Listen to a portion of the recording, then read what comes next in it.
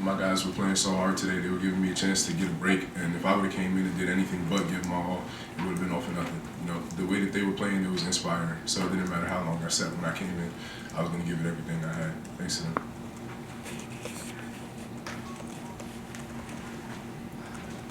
Daniss, how would you describe this afternoon, this win, and that crowd out there as you guys broke through today?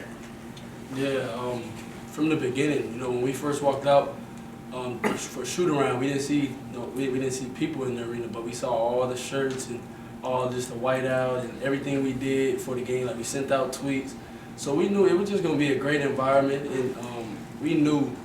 I honestly, like I said, that last time we played them, if I would have got that rebound, we win the game. So, you know, we keep these things in mind. We just played the same way, but we played even harder.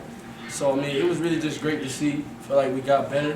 We finished the second half like we haven't did all season. So, things like this, you know, with a team full of new guys like this and what's all going on, you know, everybody, you know, we talking about St. John's, but we just stand with each other. You know, this builds brotherhood, and it's just amazing to see games like this. Like, it was about time. That's what I said when we went in the locker room. We had to get one. Daniss, you guys have won 2 straight games now since that season. Going in practices after the stretch that we had over those 10 games, you know, it was really hard because we all know, you know, it's like, what we're gonna go, we just gonna lay down, or we're just gonna show the pride. And to do that, you have to come together as a team. You know, coaches frustrated, players frustrated because we know we in every single game. We have to lead every single game, and we just let the game slip by. So, like, my message to the guys, and all we talk about is just staying together and just being one tight fist. I think that was just the problem the whole season. So each and every day at practice, we just try to go out and we push each other, we play hard. Off the court, we have fun, we laugh, and on the court, I just try to tell them, you know, don't put too much pressure. It's just basketball. It's not like we on the front line for war. So we just go out and just play and have fun. Glenn, your role has kind of been up and down, and you know, haven't played a ton lately. Did you have an idea you were going to play as much as you did today? And how do you kind of stay ready when maybe you're not in there as much as you want to be? I really just was trying to fight for my guys on the court. No matter if I played 1 minute to 20 minutes, I was just trying to give them my all, do whatever I could on the floor to lead to winning. That was the big thing in my head. I knew I wasn't playing well as I know I can late down in the season or early in the season. So I knew I just had to come out here and give them all for the team. And then for both guys, what did you think of Glenn's defense and just the impact he made for you guys, especially, I mean, Shireman probably had one of his worst games of the season today. Yeah, that's all credit to him. I mean, we've been seeing it for months now, you know, in practice. This dude, he's a great competitor, and it wasn't just the defense. He came and gave us a huge spark on the boards, you know, 10 rebounds. He was amazing on the offensive glass. So Glenn is like a do-it-all type of guy, and it wasn't really surprising to those of us who know. I'm just happy that it came in a big win.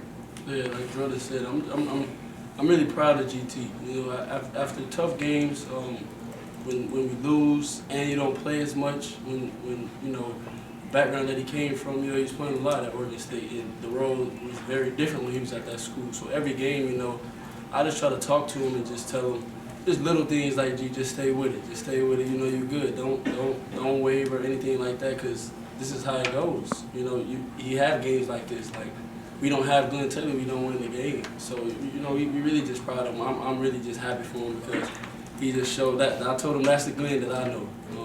That's the GT that we see every day at practice, and he just finally just came out and played and showed it. And we all was playing with that effort, so it probably ignited by GT playing the way that he was playing. So we just proud of him. Daniss, you mentioned earlier, a few minutes ago, that something was different in the second half the way that you guys played. Do you think it's possible that, like, today was you guys figured something out that's going to help you keep winning? What did you figure out? You have to play. In those other games when we lose in the second half, we were playing not to lose, like scared to win the game. You know what I mean? Like it's a lot of pressure on every shot, a lot of pressure on this defensive possession, a lot of pressure on whether you help or not. You know, just thinking too much and worrying about the score. Like I didn't look at the scoreboard not one time in that second half. I really didn't, because I just know you know, the way the mind works, you keep looking and you thinking like, I want the game to be over with. And that's what we were saying too. Before we started the second half, you know, we said we're not just gonna finish the game. We want to play every possession to get better. So I think that was the difference. We played to get better every possession and to dominate every possession instead of finishing the game. And Glenn and Jordan, you know, everybody sort of at this point in the game is sort of looking at the big picture, and it's very obvious that you guys need to start stacking up some wins. But, you know, given, you know, the sort of size of this game, it's a nationally ranked team, it's at the Garden, you know, did this game feel like something that you absolutely had to have if you guys were going to reach your goals?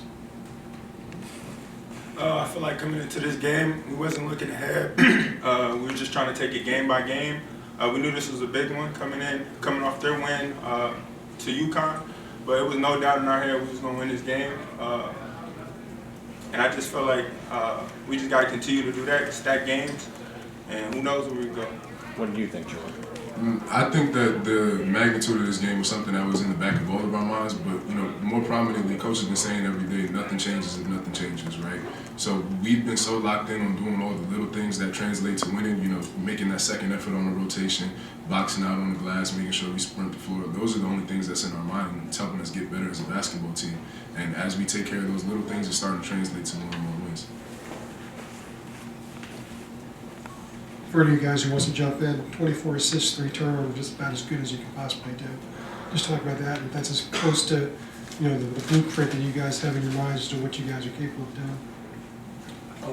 I just really think that just shows what we've been saying, how we've been working together to become one tight fist. You know, that to me, that's very rare for a team like this. We've never played together before. So 24 assists is, I mean, that's just really a testament to what we've been trying to do this whole season and what we've been saying. We're just trying to come together, and I think tonight we really played together like a team. We're going to take 3 more, John, Sarah, and then Zach. Mine's an easy one.